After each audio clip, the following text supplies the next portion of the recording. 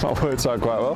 Guys, welcome down to the channel. My name is Andy Carter, PGA Teams professional here at Jumeirah Golf Estates in Dubai, and welcome back to another tip video that hopefully helps you guys on the golf course get out of these kind of awkward little predicaments. I think we often talk about kind of the technique of a chip shot, how to play it, where the hand should be, where the stance should be, and we're always demonstrating them really off the fairway. Now, if you're like me, I'm very rarely on it. So we need to be able to get out of these situations where you can see the cut of the rough. So I've just jumped into the rough, I'm chipping up onto the green 20 yards away, and this rough is now getting very, very thick. So it's a very different type of shot to what I'm going to be playing from the fairway. So I'm going to be talking through a couple of little setup changes that I make, but also mindset changes, how we need to approach this shot, because the grass is thicker, so the club needs to be able to get through. If the club can't get through, we're going to duff it. We don't want to duff it. So to be honest with you, I'm not even sure if you can see the ball there. It's in an okay lie, but when I've got grass in and around the ball, it's going to reduce spin. So I need to choose my club selection accordingly. So I've gone for the most lofty club I've got in my bag. I've gone for the lob wedge. Or if you've got a sand wedge, go for the sand wedge. Normally, if we were in this situation here onto the fairway, you could potentially just grab a pitching wedge or a 9-iron chip and run it up there. But you can't do that shot from here. Not because of the distance, because there is no real difference in distance, but because of the amount of grass around the ball. We can't chip a shot like this through thick rough because we don't have any momentum on the club head to get through the grass into the back of the golf ball. So we're going to use extra loft on the golf club, which will therefore mean we naturally need to swing it longer to make the distance up. But by swinging it longer, we're going to have more speed, more power, more momentum to get through this thick rough. So I'm going to make sure that if I was to normally hit a chip shot from here, I'd probably go from there to there. But what you're going to see on this chip shot is a lot more length in the swing. Needs to see it, not bad. You'll notice that the swing was a lot longer. Why? Because I want more momentum through the grass. I want this club to get through the grass unscathed by the grass at all. One of the things I do need to change in my swing though is my tempo.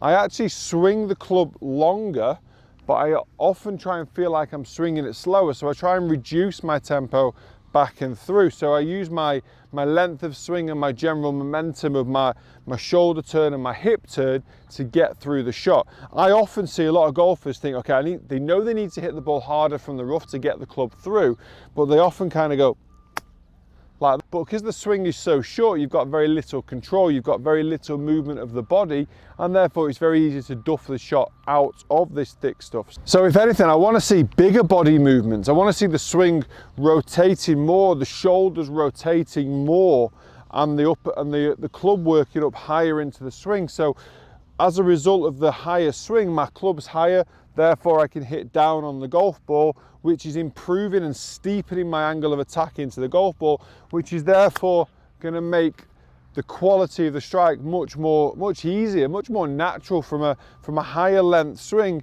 to hit down on the golf ball is going to be naturally easier than a short swing trying to speed up, because it's not just the speed that we want through the grass, we want the angle of attack to be steeper. So we want more height in the swing, more momentum, more body rotation, and we don't need to add speed from the arms.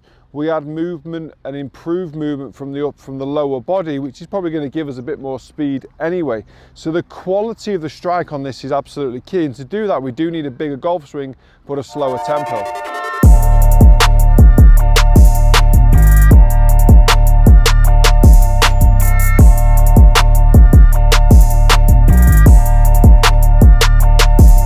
I 100% agree with every single golfer that I actually think this is a scary shot, because you know from here the swing's going to be quite short, maybe waist to waist, or you're going to hit like a little chip and run with an 8-iron or whatever it's going to be.